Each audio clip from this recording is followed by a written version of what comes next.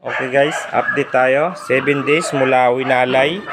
3 days na paglalandi niya ngayon. So kahapon, sabi ko doon sa 3 days ang pinaka-timing. So titingnan natin. So mahalaga guys ang pag-monitor. So dapat ginagawa nyo rin to.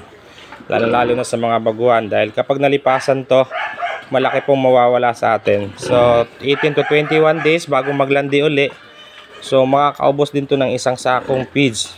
So sa isang sakong feeds nasa 2,000 na. So malaking mawawala sa atin guys. Isang sakong bigas na rin yung budget natin sa isang buwan kapag nalipasan ito ng landi. So check natin kung sabi ko kahapon na ngayon ang 3 days ang pinaka timing. So check natin kung pwede na ipa-IA ito at mayroon na siyang likido. So ayan, wet na po siya.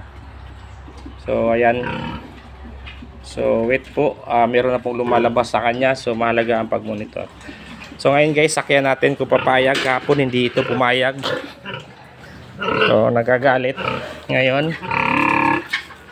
Tingnan natin. Ayan, standing heat na po. Hindi na po nagagalit. Yan, hindi na po siya magalaw. Tayo na yung tinga. Yan po ang pinaka-timing. So, pa-AI ko na to guys.